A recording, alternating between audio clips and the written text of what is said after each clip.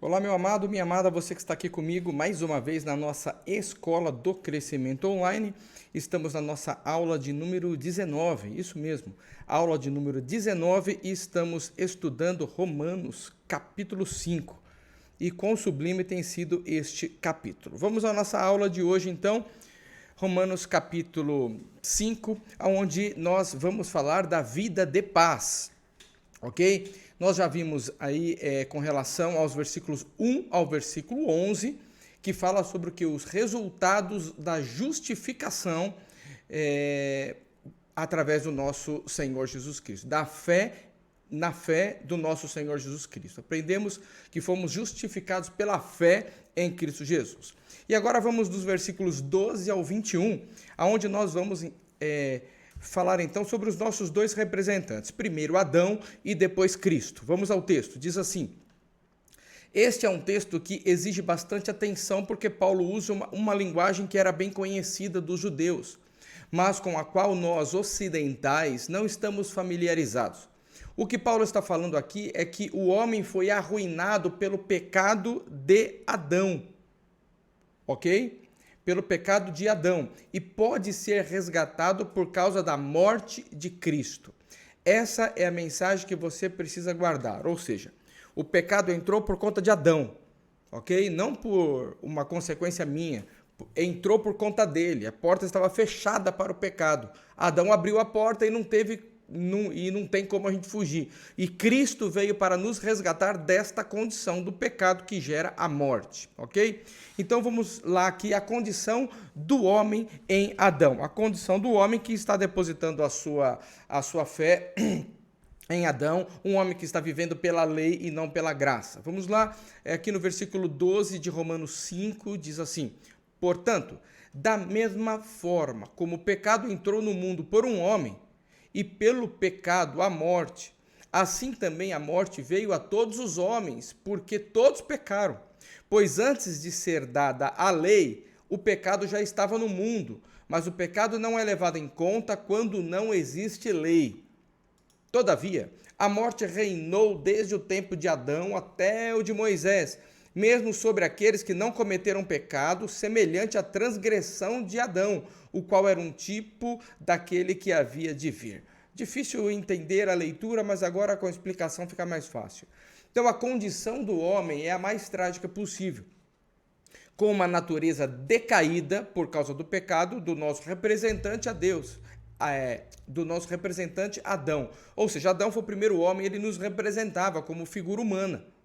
E não pense que se fosse você, se você estivesse no lugar dele, você faria melhor. Eu acho que talvez até um pouquinho pior, se eu estivesse lá. O ser humano arrasta uma existência, a sua existência o quê? De miséria, vazio e falta de propósito.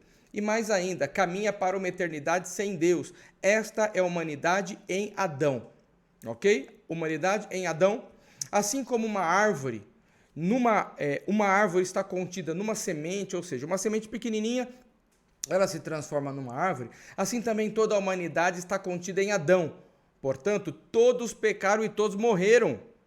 Todos pecaram e todos morreram. Morte física e morte espiritual. E está lá no livro de Gênesis, capítulo 2, versículo 17. Vamos lá, Gênesis 2, 17 diz assim. Gênesis 2, 17 diz assim: mas da árvore do conhecimento do bem e do mal, dela não comerás, porque no dia em que dela comeres, certamente morrerás. Ok? E comeram da bendita da árvore. Gênesis 3,19. No suor do teu rosto comerás o teu pão, até que se tornes a terra, porque dela foste formado. Porquanto és pó, e em pó te tornarás. Olha aqui então, qual foi então o castigo de Deus para o homem depois do pecado? Trabalhar. Ou seja, o homem precisa trabalhar. E tem também um castigo para a mulher, que diz um pouquinho mais para frente aqui que a mulher, aqui o versículo 16, ó, e a mulher... E a mulher, Deus disse: multiplicarei grandemente a tua dor e a tua conceição. Com dor darás à luz filhos, e o desejo será para o teu marido, e ele te dominará. Olha aqui, ó, a mulher nessa condição aqui depois do pecado, ela não tem mais desejo, o desejo é para o marido e o marido vai dominar ela. Olha o que a graça nos traz também, e eu não vou entrar nesse mérito agora, mas nós poderíamos estudar isso aqui, Deus está me revelando algo importante aqui. Importante, note que Paulo, de uma maneira direta e sem rodeios, ele cita Gênesis de 1 a 3 como ele acredita na história de Adão e Eva. É isso. Se você não acredita na história de Adão e Eva, não tem sentido ler a palavra de Deus. Paulo, então, ele relata aqui e ele traz no texto dizendo que ele acredita que houve um Adão, houve uma Eva. É o que o texto nos diz. Então, alguém poderia perguntar, como um ato de Adão trouxe uma condenação universal para todos, se a lei ainda não tinha sido dada? Nós já explicamos sobre isso, meus amados. Lá no capítulo 2, né, quando nós falamos sobre assim, um índio, por exemplo, como que ele vai ser julgado? E lá no texto diz o quê?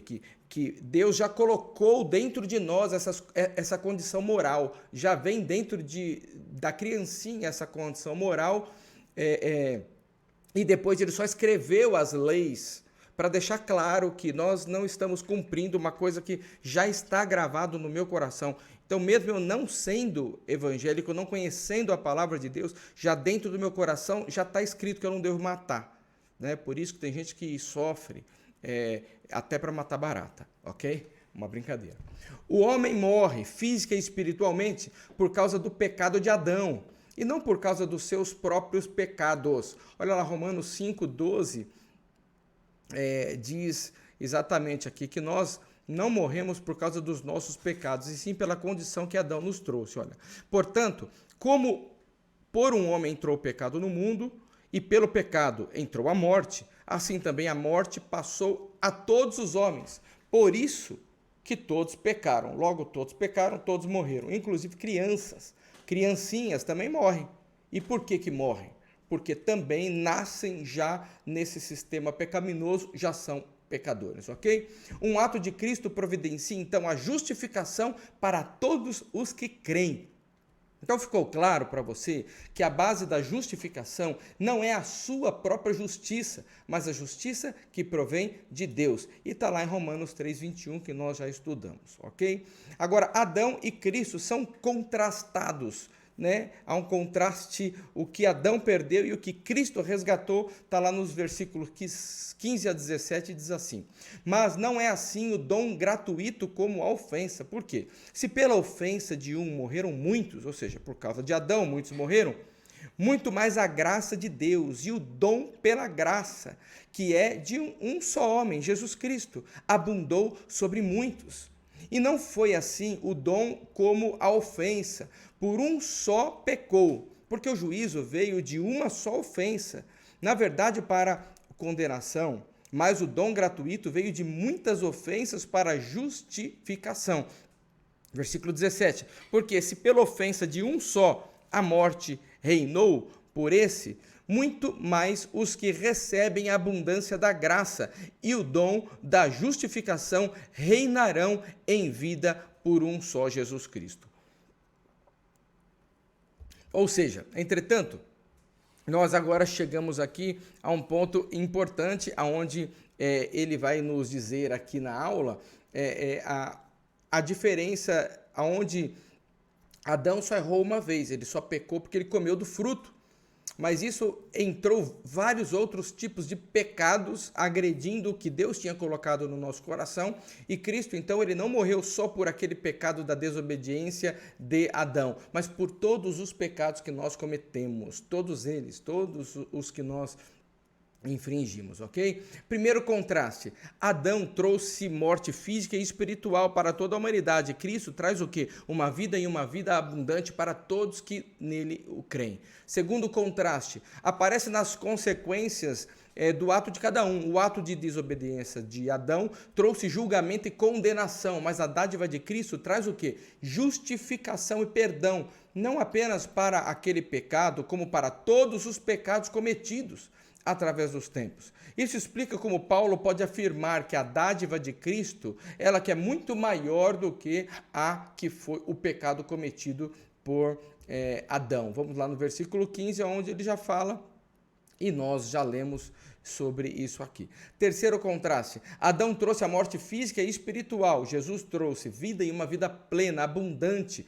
como está escrito lá em João 10:10, que o ladrão vem para roubar, matar e destruir, mas Jesus veio para nos dar uma vida e uma vida em abundância. A transgressão de Adão, ela permitiu que a morte reinasse. A morte e a ressurreição de Cristo permitiu o quê? Que a vida reinasse. Jesus morreu também, mas ele ressuscitou, né? Glória a Deus. Eu gosto do comentário que o expositor e meu mestre Ray Steadman faz sobre isso. O que é vida? E ele diz: vida é amor, é alegria, é entusiasmo, é vitalidade, é poder, é realização em todas as direções, é cada possibilidade do nosso ser. Morte é ausência de vida, morte é vazio, é solidão, é miséria, é depressão, é tédio, é inquietação. E você que está aqui comigo hoje, como é que está a tua vida? Quanto da tua vida tem sido morte, por você não estar vivendo realmente o que Cristo conquistou para você, ok? Analisa essa pergunta aí, o que está morto na tua vida? Talvez precise de Jesus entrar aí. E não o Jesus religioso, mas o Jesus que vai dar solução para o teu problema. Ele vai dar liberdade para você viver a tua vida, ok? Morte em Adão, vida em Cristo, dos versículos 18 a 21. Consequentemente, assim como uma só transgressão resultou na condenação de todos os homens, assim também um só ato de justiça resultou na justificação que traz vida a todos os homens. Logo, assim como por meio da desobediência de um só homem, muitos foram feitos pecadores, mas assim também, por meio da obediência de um único homem, muitos serão feitos justos. Oh, glória a Deus! O que Paulo tem em vista aqui não é a extensão numérica daqueles que são salvos, né? Ele está mostrando os atos respectivos de Adão e os de Cristo significa para aqueles que eles representam, ou seja, todos que são condenados o são por uma só ofensa de Adão, por um pecado dele só. E todos os que são justificados o são por causa de um ato de justiça de Cristo também, ok? Então Cristo veio para nos dar essa oportunidade de viver de novo e viver no paraíso, ok? E no paraíso aqui na terra, a tua casa com Jesus é paraíso, é isso aí. Versículos 20 e 21.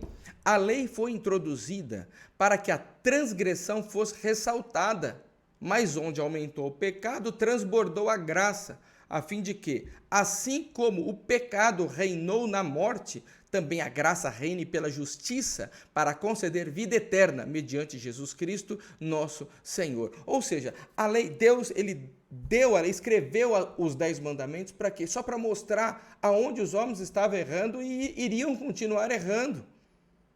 Só foi para isso. A lei, ela se estabeleceu a partir daquelas tábuas da lei, mas não foi porque o homem não tinha conhecimento. Ele já sabia que não podia matar e não se sentia bem matando. Então já estava gravado no coração. Deus deixou claro para que a gente pudesse nos avaliar e ver o quanto nós somos pecadores e o quanto o povo judeu, nesse caso, era pecador e nós, como eles, pecadores também, ok? Então, a lei age como lentes de aumento. Ela torna mais nítido e manifesta muito mais do que alguém poderia ver a olho nu. Semelhantemente, a lei aumenta o realce do pecado em toda a tua hediondez, como ele coloca aqui, né? E as suas ramificações, ou seja, a lei mostra realmente aonde você errou. Você não está se sentindo bem por quê? Porque está escrito que eu não posso fazer isso e eu fiz. Você está entendendo? Então, a lei é importante para nós, para trazer vida. Eu vejo aonde eu errei e eu me refugio em Jesus Cristo e tenho o quê? O conserto, eu tenho que, novamente, a ligação entre o homem e Deus. Quando eu vejo o meu erro, a lei, então, ela amplifica esse nosso erro. Resultado, onde o pecado, então, aumenta, a graça também aumenta muitas vezes mais. Não como se essas duas forças, pecado e graça, fossem iguais, ao contrário. A graça não só perdoa, mas faz muito mais do que isso, ela traz vida eterna, porque a graça, além de perdoar, ela ainda te dá uma vida em abundância, isso que Jesus veio fazer. Olha, o ladrão vem para roubar, matar e destruir o que você tem, mas Jesus veio para devolver tudo isso e muito mais. Isso é o significado da palavra abundante, ok? Então, que você não se esqueça desta aula de número 19 que estamos tendo. Você precisa viver essa vida que Jesus tem para você. É mais que abundante. Aproveite hoje para você ouvir essa aula, para você orar e você sair dessa aula mais forte. Porque se você errou hoje, a graça pode cobrir todos esses pecados e, além do mais, te dar uma vida em abundância e você ser feliz, alegre com Jesus Cristo. Amém? Agora aqui nós temos aqui algumas perguntinhas relacionadas ao Romanos capítulo 4. E eu quero ler para você porque eu achei muito interessante. Me apaixonei pelo capítulo 4. Muito mais pelo 5 agora também. Por isso quero ajudar você a responder essas perguntas. Na verdade, eu vou responder junto com você aqui. Abraão não foi justificado pelas... Então, vem aqui, ó, Romanos capítulo 4, dos versículos 1 a 8. Que diremos, pois, Abraão, porque se Abraão não foi justificado, ó, porque se Abraão foi justificado pelas obras, tem que se gloriar. Mas o quê? Ele não foi justificado pelas obras, ok? Ele não foi justificado pelo que ele fez. Abraão não foi justificado do 9 ao 12. Vem porventura sobre... Ele não foi justificado porque ele foi circuncidado. Negativo. A circuncisão veio depois que ele foi justificado por Deus, né? Ele foi justificado pela fé que ele cria. Então, dos versículos 13 ao 15, fala que Abraão não foi justificado